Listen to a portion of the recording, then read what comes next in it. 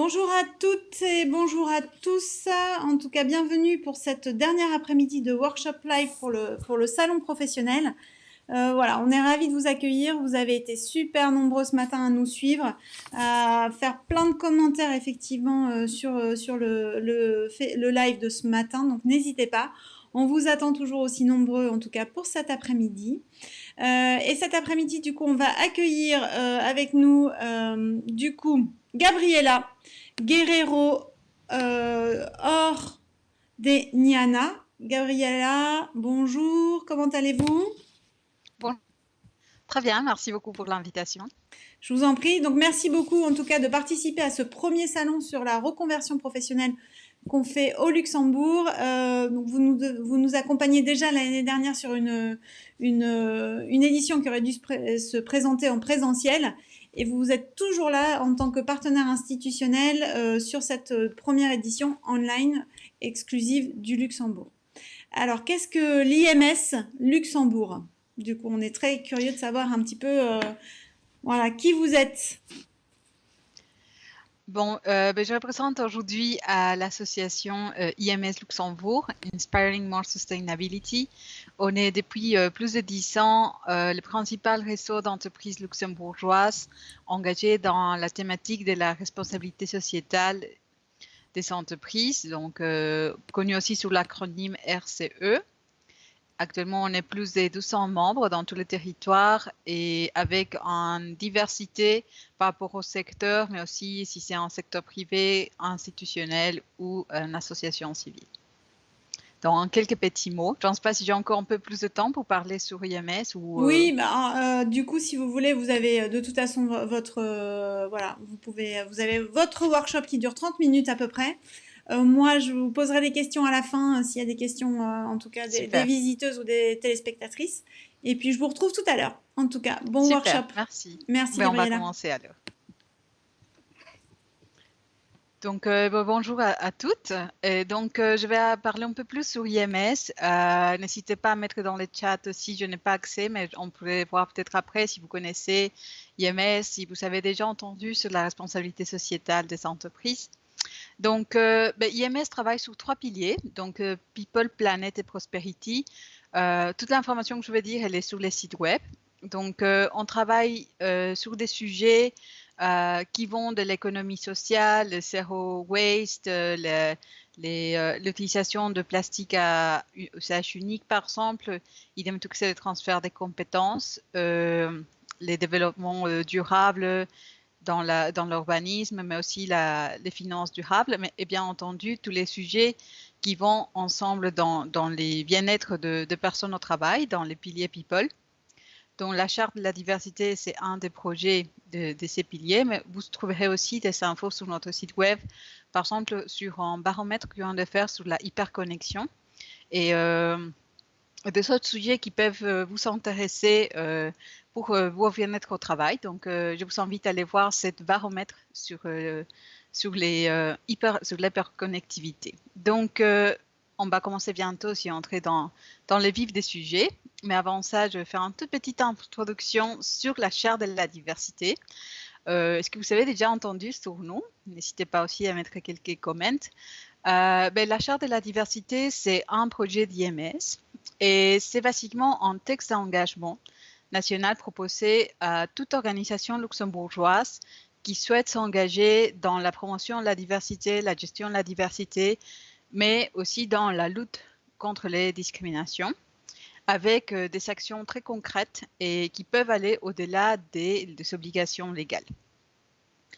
Donc, par rapport à la charte, on représente aussi entre 15 et 16% de la masse salariale et on a un peu plus de 200 signataires à date actuelle. Donc, je ne veux pas vous ennuyer avec toute cette information. Jetez un coup d'œil sur notre site web et si vous avez envie de connaître un peu plus, contactez-nous. Donc, je vais demander à la personne de passer à la slide suivante.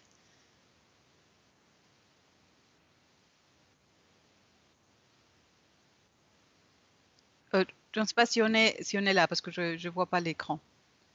On y est? OK. Donc, voilà. Est-ce que vous voyez une image ou deux? Je voulais savoir si les deux sont passés. Deux, super. Donc, je vais vous inviter à regarder l'image qui se trouve au haut à gauche.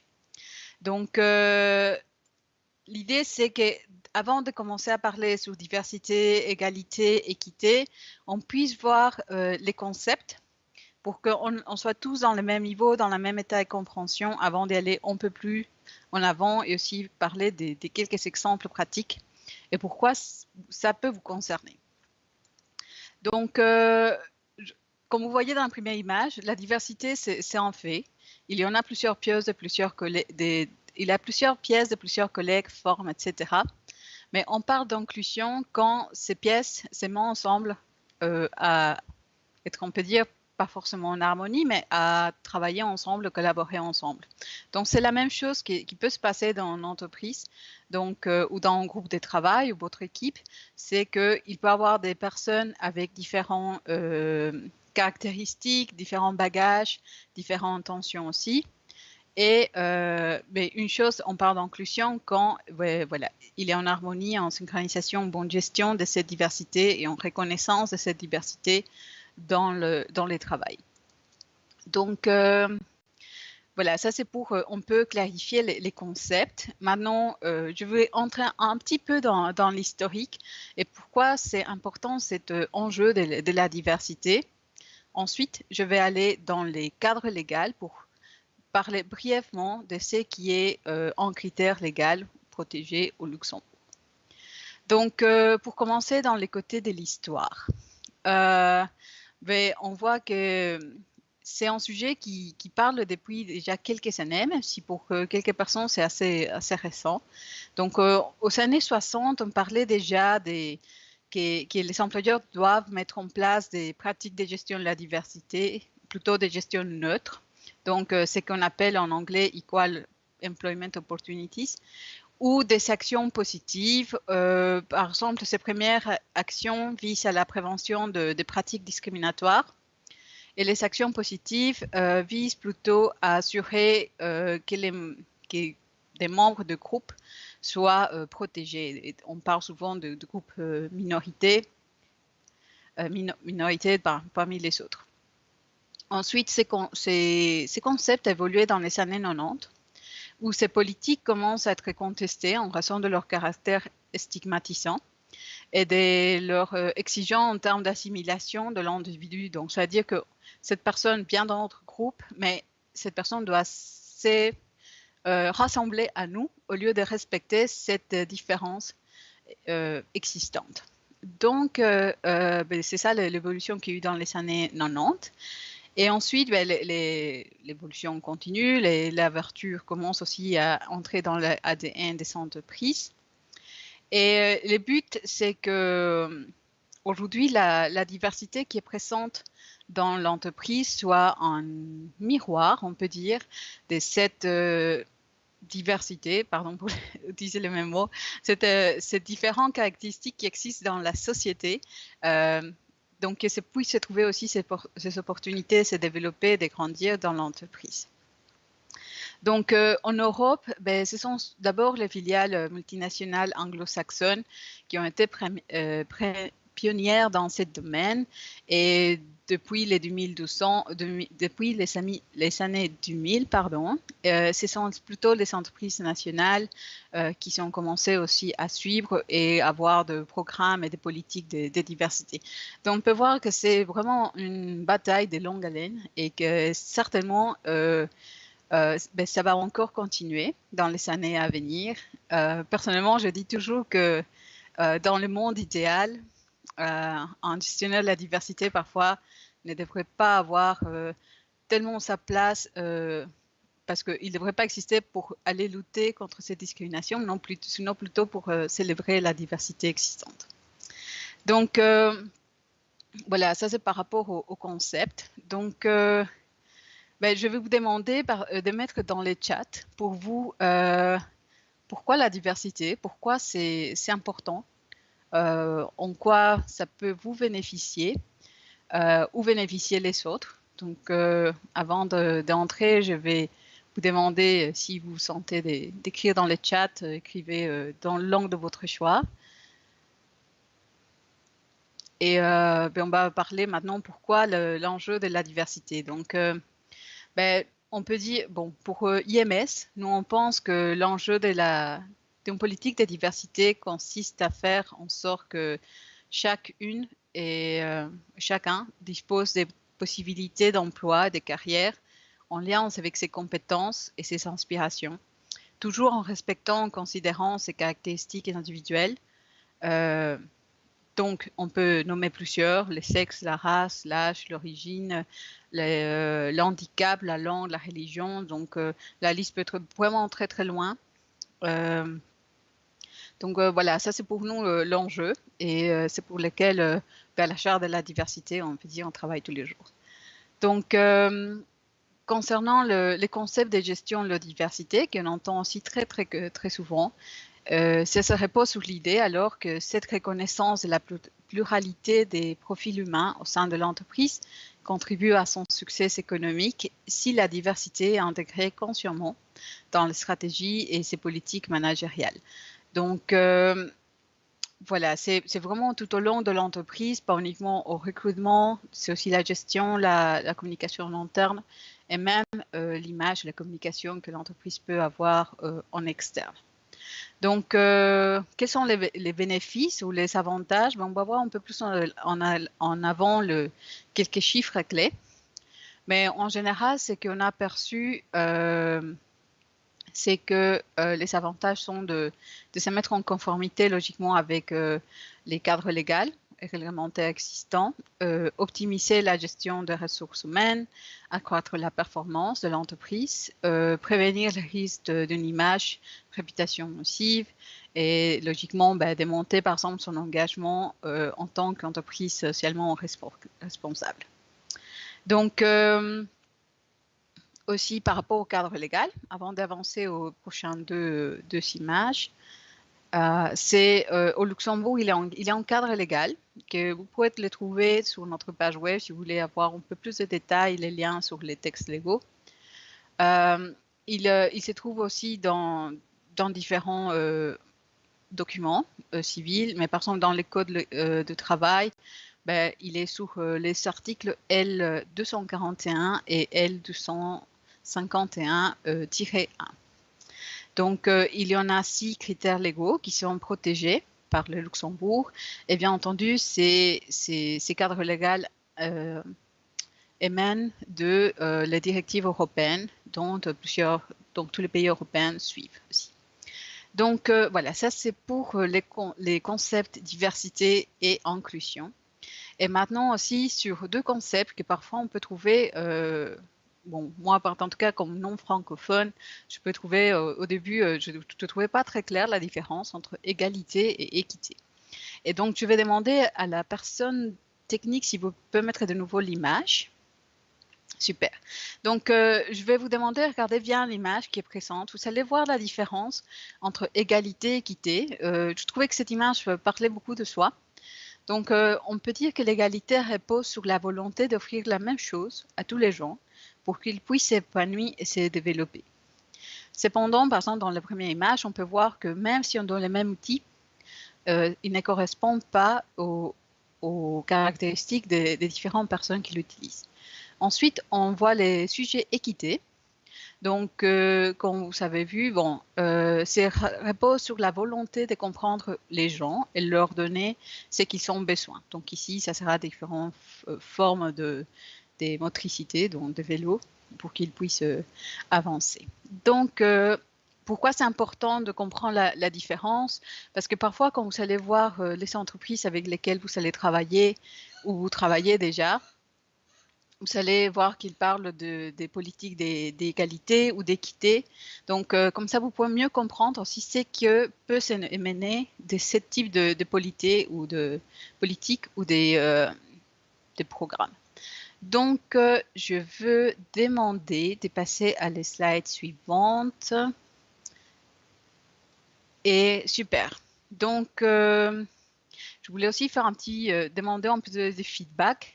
Est-ce que si je parle trop vite ou c'est si j'avance dans vitesse un peu trop poussée, n'hésitez pas à mettre un petit post, parce que je sais que souvent je parle très vite. Donc comme ça, vous pourrez me dire et je ralentirai un petit peu. Super. Donc, on va commencer par la prochaine slide. Je vais demander d'abord de qu'on passe chaque numéro et ensuite vous pourrez enlever et là je vais commencer à parler plus librement. Donc les premiers numéros que vous voyez, je ne vois pas très bien les slides chez moi, donc je vais vous demander un peu de patience. C'est le numéro 21. Voilà, qu'est-ce que c'est 21 veut dire? Ces numéros se trouvent dans une étude réalisée par McKinsey et compagnie en 2018. Qui dit que les rôles de leadership sont importants et les entreprises agent en large diversité de sexe sur les équipes de direction avaient 21% des chances de superformer en termes de rentabilité et 27% des chances d'avoir un revenu supérieur. Donc, on a parlé avant, en très bref, quels sont les avantages, pourquoi c'est bien la diversité, pourquoi c'est bien pour que soit si vous avez envie de travailler sur ce type des sujets ou travailler au sein de votre entreprise actuelle à favoriser et célébrer la diversité, vous savez quelques arguments de pourquoi c'est bien y travailler tous les jours. Donc ensuite, on a le numéro 27, que c'est dans une étude réalisée par le Boston Consulting Group en 2017, avec des entreprises allemandes, suisses, autrichiennes, donc en Europe. C'est 27%, c'est la relation positive entre la diversité du management et l'innovation qui est statistiquement significative, ce qui signifie que les entreprises agent en niveau de diversité plus élevé tirent davantage de revenus de nouveaux produits et services. Donc c'est encore ce lien qui parle, plus on est divers, plus il y a des avantages au niveau innovation, des avantages économiques, etc. Et pour cela, c'est un peu comme un test. Donc, si vous mettez dans une salle des personnes avec peut-être une expérience différente, un âge différent, un genre différent aussi, et vous le demandez à tout le monde de résoudre un problème, mais chacun va donner un avis différent, ce qui peut nourrir et nous permettre d'avoir quelque chose de beaucoup plus riche à la fin. Ensuite, on a le numéro 46. Qu'est-ce que ce numéro veut dire? C'est l'Observatoire des discriminations de Centre Égalité et Traitement au Luxembourg a déclaré que 20% de résidents, pardon, c'est pas le numéro 46, donc 20% de résidents disent avoir déjà eu une situation où ils sont victimes de discrimination dans les dernières 3 années. Donc, de ces 20% qui ont ressenti en discrimination, c'est 46% des gens qui pensent que c'est lié à la nationalité. Donc, c'est un nombre assez important et c'est une réalité qui existe aussi dans plusieurs pays, aussi comme la Belgique ou la France, des pays frontaliers. Et donc, à votre avis, je vous demande quel est le deuxième critère de discrimination. Certainement, parmi vous, vous allez penser au sexe et genre, c'est correct, donc c'est 28%. Et l'âge aussi, c'est un critère de discrimination très courant, c'est 19%. Et pour l'âge, j'ai envie de dire que ce n'est pas uniquement les personnes de plus de 45 ans, 50 ans, c'est aussi les très jeunes. Donc, c'est vraiment l'âge dans toute la variété d'âge, on peut dire, des numéros. Mais on parle aussi des discriminations liées à la langue, par exemple, ou même parfois à l'affiliation syndicale ou l'orientation sexuelle ou même en état de santé, etc. Donc la discrimination ne veut pas, la plupart du temps, ne vient pas seule, on peut dire. Souvent aussi, on parle de discrimination multiple. Et je ne l'espère pas, parmi vous, vous avez vécu ça, mais pour ceux qui n'ont pas eu on peut dire, on a eu les moments très désagréables d'être victime de discrimination. Souvent, ça peut être lié au genre, à l'âge, au genre, même les convictions religieuses ou la nationalité, etc. Donc, c'est pour ça que c'est important aussi de parler des bons chiffres qui amènent la diversité, mais aussi de faire savoir qu'il y a encore du chemin pour lutter contre ces discriminations et pouvoir effectivement proposer à chacun ou chacune de nous une égalité de traitement, mais une équité aussi. Donc, on va passer au numéro suivant. Donc, 77%. Donc, l'enquête du baromètre de la diversité et entreprise Luxembourg, c'est un baromètre qu'on a publié en 2018. Vous pouvez les télécharger dans notre site web. Démontre que 77% des signataires de la Charte de la diversité ont implémenté des descriptifs des postes basés sur des compétences. Également, a mis en évidence que les 5 sujets les plus traités par une politique de gestion de la diversité sont les genres, l'équilibre de vie professionnelle et privée, la langue parlée, l'état de santé et la maternité. Donc, une question pour vous, n'hésitez pas aussi à mettre dans le chat. Est-ce que ces 5 sujets vous parlent? Est-ce que vous vous sentez concerné par rapport au genre, par rapport à l'équilibre de vie professionnelle et privée, la langue dont vous utilisez pour vous exprimer, l'état de santé et la maternité? Donc, certainement, tout au long de notre vie, de notre carrière, en soyant un homme ou une femme, ben, on va passer par plusieurs étapes et des différentes situations de vie qui, d'un moment ou l'autre, ben, on va se trouver peut-être dans ces groupes qui sont défavorisés ou même, on peut dire, qui sont traités aussi ou bénéficiés par une politique de diversité très spécifique. Donc, ce chiffre, j'ai envie de le partager aussi parce que c'est un bon chiffre qui démontre que dès qu'on a un engagement, ici au niveau entreprise, ben, on peut avoir des changements et des impacts positifs pour les employés. Donc, ici on parle ben, de la responsabilité de l'entreprise et finalement aussi, là je crois qu'on peut quitter les slides parce qu'on va au fur et à mesure discuter. J'ai envie de dire aussi que ces changements dans l'entreprise ne sont pas uniquement responsabilité de l'entreprise, je ne les nie pas que c'est une grande partie, mais c'est aussi où on essaie de travailler, c'est un travail de groupe. Que ce soit en groupe en interne ou des personnes internes qui se mobilisent à faveur de la diversité, dans ces alliés qui en parlent en interne, et ces sponsors, on peut dire, de la diversité et l'inclusion, qui font aussi bouger petit à petit les choses. Donc voilà, ce que je vous propose pour le temps qui reste, je ne sais pas si vous pouvez me dire combien de temps il me reste pour savoir mieux gérer mon temps. 7 minutes, super. Donc, ce que je vous propose maintenant, c'est parcourir, on peut dire, tout au long de votre vie dans l'entreprise, quels sont les moments où vous pouvez, on peut dire, être bénéficié par cette politique de diversité, mais aussi des petits points d'attention que vous pourrez avoir lors du recrutement ou la gestion de votre carrière ou la communication, qui peuvent ben, vous parler un peu plus sur vraiment la politique et l'entreprise ou des opportunités aussi que vous pourrez, dans ces moments-là, parler ou signaler. Donc, il y aura on peut dire, 4 grosses catégories. Le recrutement, la sélection. La deuxième, c'est la gestion de personnel. La troisième, c'est la communication en interne. Et la quatrième, c'est la communication en externe. Donc, on va parcourir ces 4 catégories. Donc, au niveau recrutement en sélection, c'est qui certainement pour beaucoup d'entre vous, ben, c'est une réalité que vous savez actuellement ou peut-être dans le futur.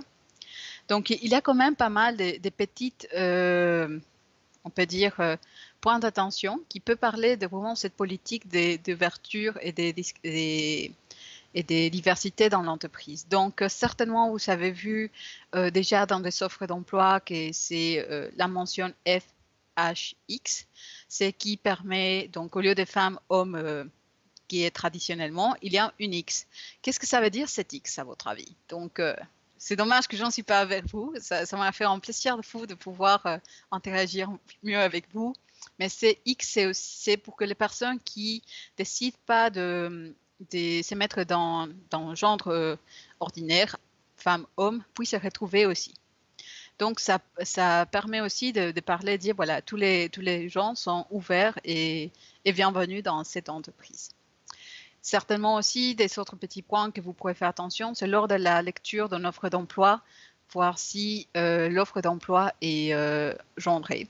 Donc, genreux point de vue de dire, voilà, on cherche un chef de projet au lieu d'un chef de projet. Donc, c'est des petits détails qui parfois, dans des emplois qui sont fort masculinisés, ben, ça peut faire un blocage pour les gens qui cherchent, par exemple, une mécanicienne ou, je m'excuse si mon français n'est pas toujours très bien, mais au lieu d'un chauffeur, en chauffeuse, je ne sais pas si ça se dit en français, non.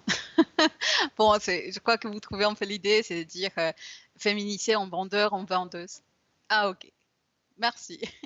Donc, au lieu d'un vendeur, en vendeuse, par exemple. Donc, c'est cette genderisation toujours masculin, personne qui prime. Idem dans l'offre d'emploi, si vous trouvez plutôt il va faire ça, il va gérer en équipe, il va conduire en camion, ben, la personne va. Donc, c'est des petits détails qui nous font voir, on peut dire, l'entreprise, comment il prend l'importance de l'inclusion aussi, de l'égalité, etc. Donc, comme on avait parlé avant, c'est basé sur les compétences essentielles. Et ça, c'est très intéressant parce que quand on offre un emploi, ben, on voit la liste des tâches et parfois, il y a la façon qu'ils sont rédigées, elles peuvent faciliter la autodiscrimination. Qu'est-ce que c'est ça? Ça veut dire que je vais lire une offre d'emploi, je vais dire non, je ne crois pas que je vais postuler parce que je ne serai certainement pas prise. Pourquoi? Parce que dans l'offre d'emploi, par exemple, ils ont dit ben, on cherche une personne francophone. Donc, si une personne dont le français n'est pas sa langue maternelle, ben, il peut tout de suite trouver que c'est une barrière, au lieu de, par exemple, dire ben, on cherche une personne qui a un niveau de français de tel type, peut-être A2, B1, C1. Bon, c'est beaucoup plus clair pour la personne qui cherche l'emploi de pouvoir se positionner dans ce qui est demandant. Donc, une autre chose dont vous pouvez faire attention, c'est une phrase d'ouverture de la diversité. Donc, ça, c'est avec beaucoup de plaisir que je peux vous dire que je la trouve de plus en plus dans les offres d'emploi qui indiquent que l'entreprise peut être en politique de diversité et ils sont en ouverture et ils encouragent toute personne qui se retrouve dans l'offre d'emploi, indépendamment son sexe, âge, situation personnelle, etc., même situation de handicap, conviction religieuse, de postuler.